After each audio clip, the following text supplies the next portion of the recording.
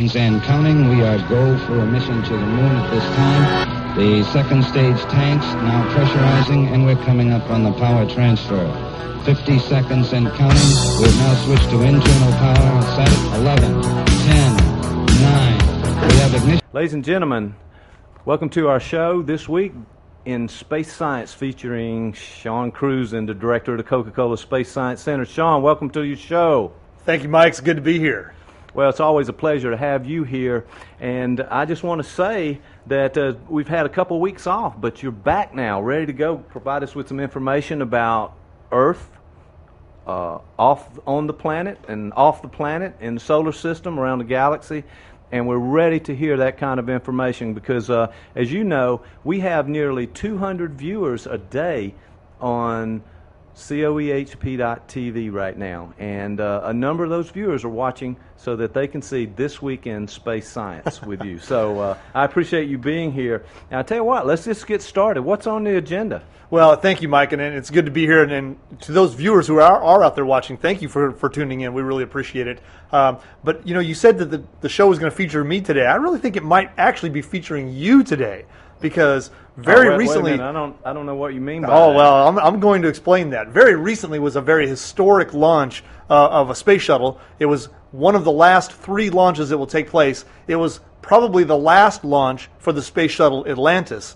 It blasted off from Kennedy Space Center just a short time ago, just a couple weeks ago. Right. And we had our special correspondent, Mr. Michael Baltimore. What?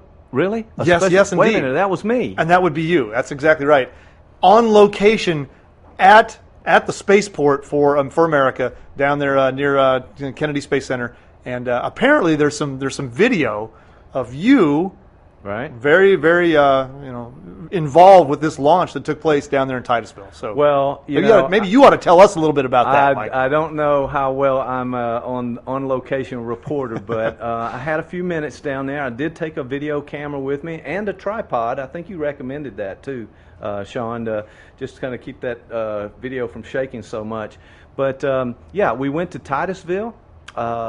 We were actually over in Orlando, and it actually took, my wife, I think, corrected me on this, nearly 4 hours to go 45, 50 miles from Orlando over to Titusville, where this thing was going to take place. And so, yeah, I took the camera with me. We set it up. I gave you a little before the launch. Then I recorded some. I tell you what, instead of me talking about it, why don't we go ahead and play some of it and let you kind of judge for yourself on this. So let's take a look now at my own location report. And please, guys, this is new for me, so bear with me on this. Here we go.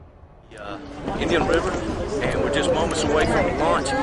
You would not believe how many people are here. It is so crowded. It is a wonderful event. People are so excited. It took 2 hours to get here from Orlando, and we just can't wait. So I talked to a couple of people. I want to put those on. You came to Titusville to watch the space shuttle. I'm Gail Gorman Mayer, and I came this time because I have never been right at Titusville when a launch has gone off. I lived in Tampa for years, saw it on TV, saw it from a distance, and today I'm going to feel it and hear it. All right, this is your first time. First time this close. And did you research this? Did you go on the internet? Did you look up some things, find out some ideas? Yes, we checked and kept up with the shuttle launches, and we almost made it in February, but circumstances, we were here for the first day but couldn't stay when they had to postpone it. So today the weather's perfect. We're looking forward to this. Oh, it's going to be excellent. And what about this crowd? Were you surprised? Well, not after February, but this is tremendous. But being a Friday afternoon, yeah, everybody's able to take a half day off work. The kids are all here. It's a madhouse around this area. Oh, it's great. Well, hey, thank you so much for talking with us. Welcome. All right, sir, thank you for taking time out. Just to let me ask you a few questions. Would you introduce yourself? Tell me where you're from, and what does this mean to you? I'm Jacob Mayer. I'm from Hillsville, Virginia. We left home, actually left Salisbury, North Carolina yesterday at 2 o'clock. Drove through the night to be here because one of the things on my bucket list is to see a shuttle liftoff. I don't only want to see it, I want to feel it. All right, there we go. I love it. There. How did you come about getting the information to get to this spot? Well, I kept going to NASA Gov to find out about the liftoff schedule. Also, it talked about the best places to see the launch. When we came over in February, I stopped and found a couple of policemen about midnight and said, "Where's the best place to go?" And he said, "Go to the end of Route 50. That's the best place to see." So that's why we're here for the second time around. And this time we're going to see her go. All right, we love it. Thank you so much for talking with me on this.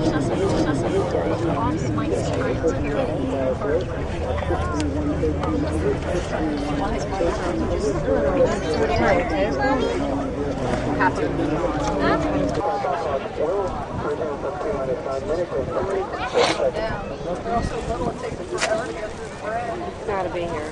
Oh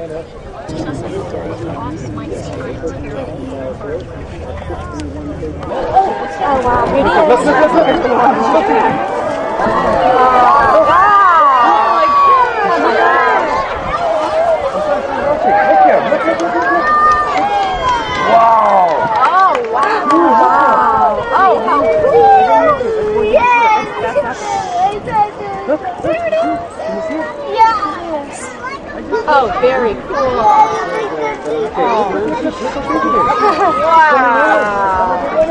Wow. Cool, huh? Is it binocular? Come on. Oh my gosh. Do you see it? Do you see it? Look up. Oh my gosh, it's so cool. I gotta hang up. Come see. It's so cool. There you are. Wow. Here's the sound. Here it comes. Whoa. Wow. How cool is that? Listen, guys. It's so cool. It's so far out. Wow. Wow. Oh, that's loud. Okay. How cool is that? Wicked, huh? That's beautiful. Wow, that is £4.5 million.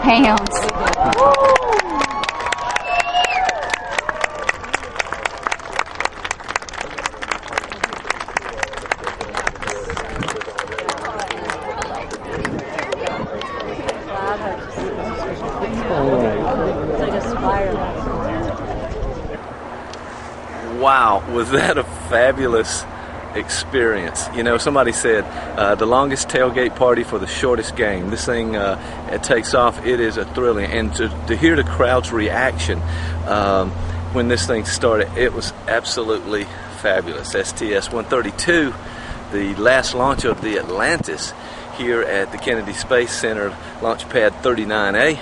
And got to tell you, this has been a great experience. There's 2 left, and if you get a chance, you got to come down. You got to see this in person. That view, that thrilling moment is worth everything just to make it here. All right, reporting live from Kennedy Space Center here in Florida. I'm your on the scene, on location reporter for This Week in Space Science. Sean, that was my on-location report right there. I tell you what, for me, it was a thrilling moment. And you saw from the crowd, I was out on a pier there in Titusville, because as we drove along the highway that runs parallel to the Indian River there, every possible spot to view the launch to the launch pad was taken, with multiple people, families, children, everywhere. We decided to go out on the pier to get that straight shot over there, but it was amazing to hear the other people's reaction to it. And that's what really got me. I think that was pretty amazing too, that I heard people just say wow over and over again, and they were just kind of stunned but the applause at the end of it. I mean, that is pretty amazing. So it was a great experience. And I said at the end of this, this is something that you need to do. If you get a possible opportunity to do this, it's a pretty amazing experience. What a fantastic experience for you and your family. And all kidding aside, this really was a historic moment. And this is one of the most successful programs that NASA's ever put forward. It's coming to an end. We're seeing the end of an era in terms of human spaceflight.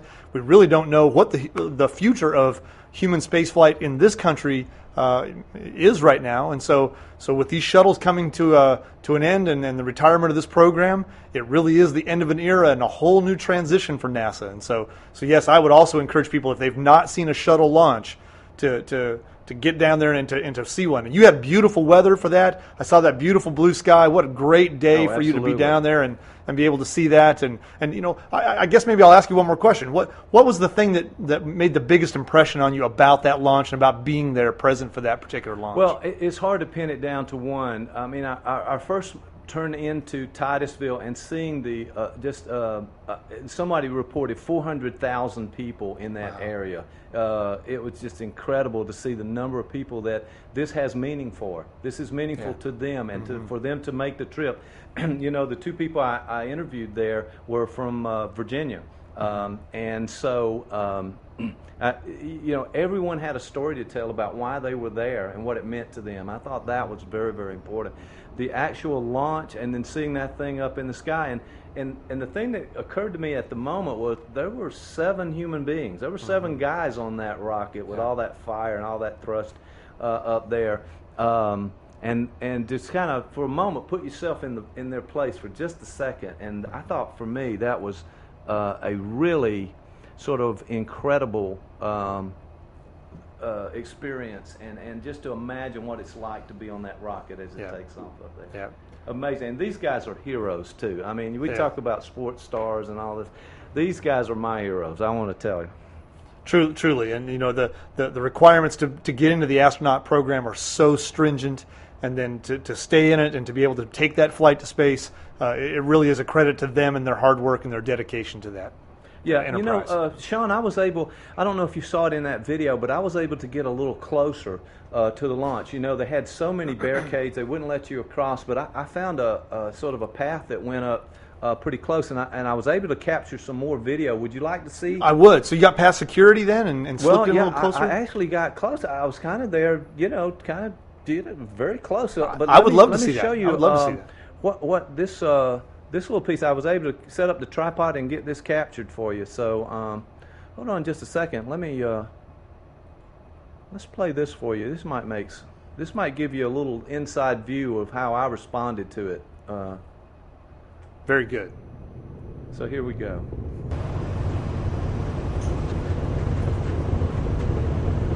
See, I was a little close there. You were very close.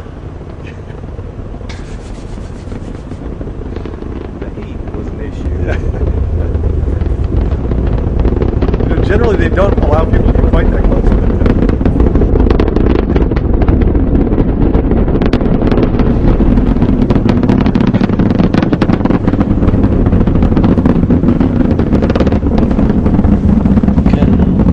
I don't know.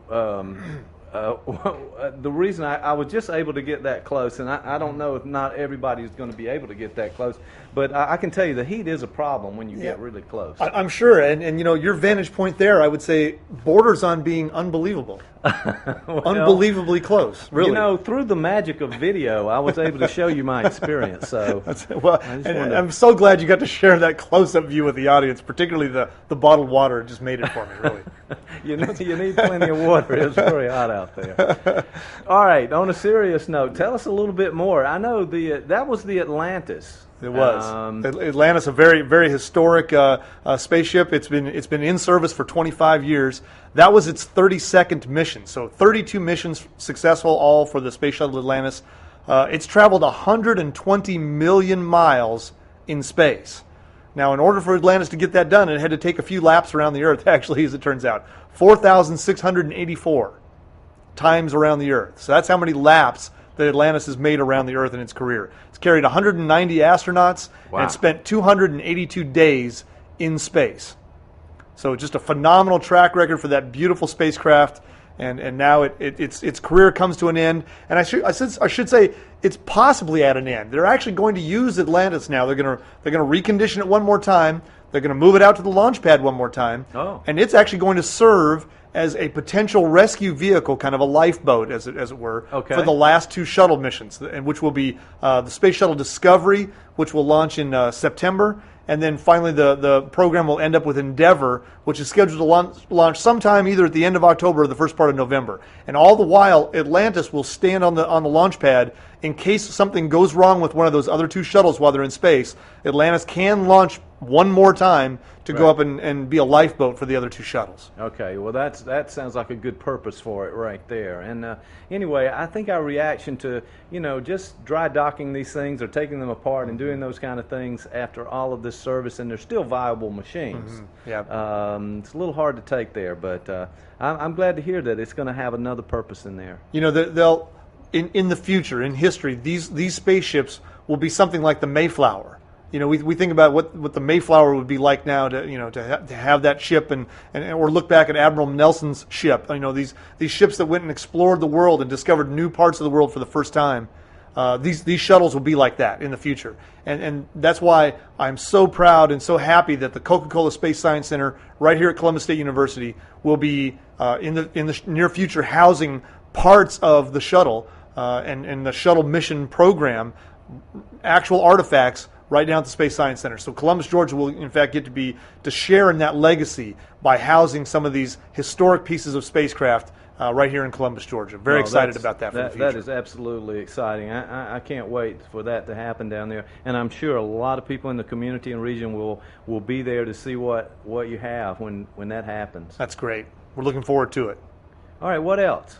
Well, we have some other interesting news, actually, that has come out regarding human spaceflight and astronauts and things like that. One of the biggest problems for astronauts when they go into zero gravity is that after a while their bones begin to lose density. If you're not in normal gravity, if you're in zero G, some kind of switch gets flipped in the brain that controls how the body functions, and minerals are used up differently in zero gravity, and so your bones actually lose density. They become less dense in the gravity of space, the low gravity environment of space. And so actually it was just discovered that this weird stuff, fish oil, which you've probably been told to consume more fish oil. I know I certainly have been told to consume more fish oil, and it's more for my cholesterol purposes rather than my bone density. However, intake of fish oil will actually help and assist astronauts to maintain their bone density when living in zero G. Now, the shuttle astronauts really aren't generally up there for long enough to have to worry about that, but now that people have become where they're taking longer extended flights on the International Space Station, that bone density issue has become more of a problem. And of course, as we look toward future missions out to the moon for long periods of time, or out to Mars for long periods of time, where human beings will have to exist in low gravity environments for a longer period of time, anything that will help them maintain their bone density will be important, and so it looks like fish oil. So hope you like the taste of cod if you're going to be a future astronaut. No, I'm be glad happy it's to in take a those fish tablet oil form, tabs. maybe, yeah. That sounds kind of rough, but that may be an issue as people stay in space longer and longer, though. Yeah, it certainly will be, and the physiology of how a body reacts to that low gravity environment and also to the radiation environment of space are very important concerns when human beings are going to spend long periods of time outside the atmosphere, out in outer space. Okay, good. Now, we mentioned on a previous show about this mini shuttle or this Air Force X-37B before. Yeah. The United States Air Force developed this sexy-looking little mini shuttle, is basically what it looks like, which really is a drone sort of spacecraft. They launched it. They wouldn't tell anybody what it was for. It's a secret mission. It orbited the Earth very successfully. In fact, it's still orbiting the Earth right now. The Air Force is still carrying out its tests with this particular craft in orbit. It turns out that amateur astronomers are now being able to track this thing, and there are even websites that are springing up out there to track the X-37B. And so if you would like to know when the X-37B is going to go over your house, I would just recommend that you go to the Oracle, which is Google, and type in Google and type in track X-37B, and there'll be some websites that pop up that tell you how to track the path of this thing and when it might be flying over. You can actually see it. So it is bright enough to be able to see. It looks like a faint star going by, as are many other satellites that are in orbit up there. That's true. But also within this period of time, some space analysts have now come out and they've talked about what they think the Air Force might be using this drone spacecraft for. And Mike, I tell you, it's something very shocking. Okay. Something that just surprised me to no end. Okay. They think it might actually be a spy spacecraft. Okay. They're thinking now, some space analysts have come out and actually written articles on this where they think the Air Force might actually be using this thing for surveillance. Now, who would have thought? Yeah, and it just goes to show you, we can Google that and track it. The top secret surveillance spacecraft, yeah. You can Google it and track it across the sky. It's very true, actually. If we can do that, I guess the people who are trying to spy on that could be able to do that as well. They'll know when it's going over. Now, I guess that, it's really kind of a proof of concept kind of spacecraft out there, but it really is now being stated, being written about that this thing is probably a surveillance craft. That's really not that much of a surprise. If you think about drone aircraft here on the Earth, unmanned aerial vehicles, that was what they first were used for, as reconnaissance and for looking in on folks that we couldn't fly a normal aircraft over with human beings on board. And now that the Air Force is moving into that part of space operations, it's not really that surprising that it's probably a surveillance vehicle and probably carrying a whole cluster of very highly sensitive cameras and being able to track things on the ground. Okay. Well, that certainly makes sense. Okay, well, I guess we'll keep an eye on the spy mission. You can keep your eye on the sky and possibly spot the X-37B going by. All right, but we've also got something far out in space, too, to take a look at today. There was a meeting last week of the American Astronomical Society. It was taking place in Miami, Florida. And so every time that they meet twice a year, all the astronomers from around the world will gather at the AAS conference, and about 2,000 astronomers gather, and this time it was in Miami. Anytime that happens, people may notice kind of a spike in the number of space-related stories that will appear on their local TV stations or on CNN or maybe in their favorite newspaper. And certainly that's been happening over the last week or so as this meeting has been taking place. One of those news stories that's come out is talking a lot about supernova. Supernova are a natural process in the life cycle of the largest stars. When they use up all the fuel in their core, they tend to become unstable, they collapse, and then they explode. These explosions are one of the most powerful explosions we know about anywhere in the universe, the supernova explosions. Right. But the interesting thing is this: a star is made out of hydrogen and helium primarily, with just a tiny fraction of other elements combined. But once this process goes on where the core of that star is dying, there are a lot of heavier elements than hydrogen and helium, that are created in the core of the star. And then when the star gets to the end of its life and explodes, these heavier elements are dispersed throughout the galaxy. We call that the enrichment of the interstellar medium. It just means that these heavier elements are sprayed out all across the galaxy. And of course, they end up in places like planets. And if people happen to be living on those planets, like say on Earth, they can end up in people too. So literally the calcium and the other heavy elements that are in our bones and our body were once star stuff. Okay. And that's kind of an interesting thing. Very now, interesting. Recently, and reported recently here from astronomers, a supernova went off that was particularly heavy in the one element calcium, that is the primary element out of which our bones are made out of. And so this new supernova that was discovered had so much calcium in it that it really didn't fit the traditional models for supernovae and how much heavy element production that they would go through. Right. And so they think based on this new evidence of this calcium within the supernova remnant, they think they may have actually found a brand new type of supernova taking place. It's not like any of the other kinds of exploding stars that have taken place in the past. And so astronomers are now really looking at this particular event carefully, and they are analyzing it to see if they found a brand new type of supernova based on the amount of calcium that was produced in that big blast. Okay, so that's a way to track that down, and it's about calcium. It is, and it's funny, we think of calcium as being this thing that we find in milk or that we find in the human body. We don't really think about calcium being in stars in our everyday life, but in fact that's exactly where it came from, and that's an element that astronomers can use to kind of track the physical processes that take place within the nucleus of a star. Pretty cool stuff. I like it. I like it. Well, you've been that's been great information today so far, but you haven't mentioned the Coca-Cola Space Science Center. Well, I can't mention it enough, in fact. All right, there you go. Let me just mention it one more Come on, time let's since you talk brought it about up. it. Come Yeah, the on. Space Science Center, we're in our summer mode now. We've transitioned into our summer mode. We're fully engaged in getting ready for our summer camps.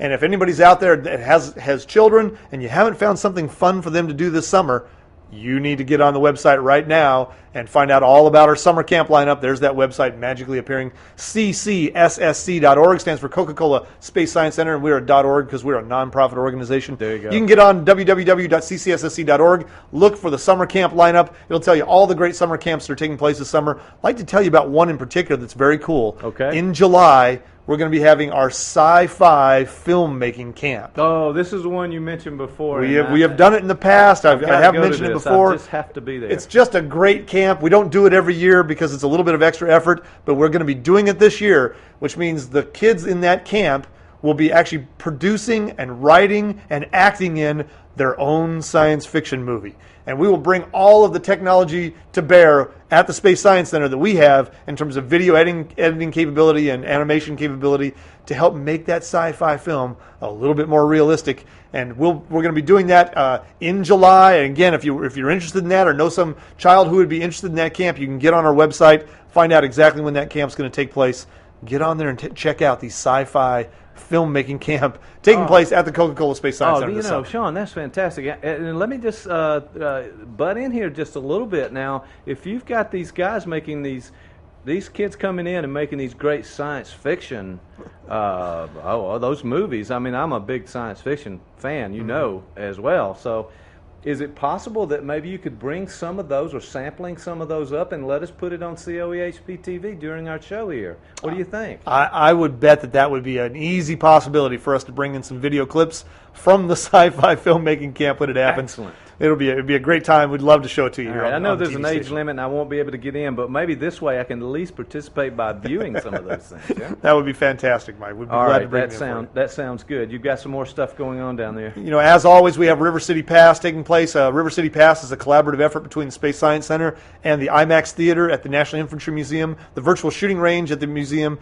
and also the Port Columbus Naval Museum, where we have a one price get you into all venues ticket. It's called the River City Pass. But not only can you get into all of those venues with that pass, you can also get great discounts at restaurants and stores and merchants throughout the downtown area for an entire year. If you want to know more details about River City Pass, there's a great website for that one too. It's just rivercitypass.com. www.rivercitypass.com. You can get on there and find out all the details about that discounted admission ticket to all those great educational venues, including ours, and also all the great discounts that you get with that pass for an entire year.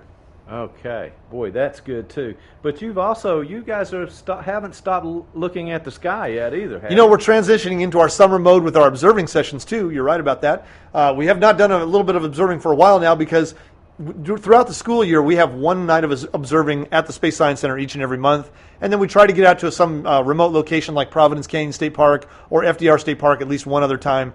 But now, during the summer months, we're out at Callaway Gardens every Monday night all summer long. So you can get in for free. It's after the Gardens closes down. It's a collaborative program with Callaway's educational program out there. And so we set up our telescopes at 9 p.m. on every Monday night. Okay. Dr. Rosa Williams will be hosting that event all summer long out there at Callaway Gardens. 9 p.m. 9 p.m. And again, for more information, just get on our website, ccssc.org, and you can find out exactly where we're going to be and what time we start. Excellent. Well, Sean, this has been another great show. I appreciate you coming in, sharing all of that good information.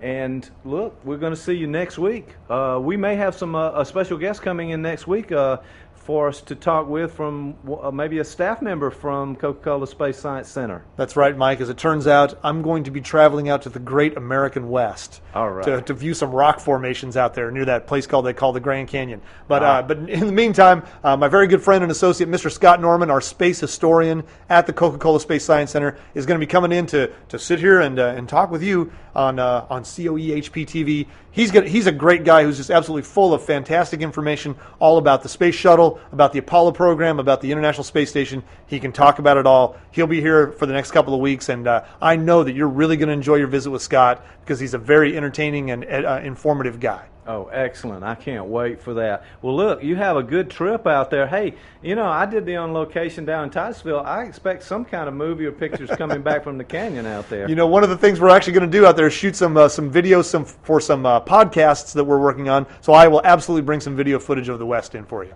All right, that sounds good. I tell you what, we want to thank you again. I want to thank all of our viewers for tuning in to This Week in Space Science. And, you know, as always, stay tuned to coehp.tv. And counting, we are go for a mission to the moon at this time. The second stage tanks now pressurizing, and we're coming up on the power transfer. 50 seconds and counting. We've now switched to internal power. Set 11, 10, 9. We have ignition sequence and counting. We are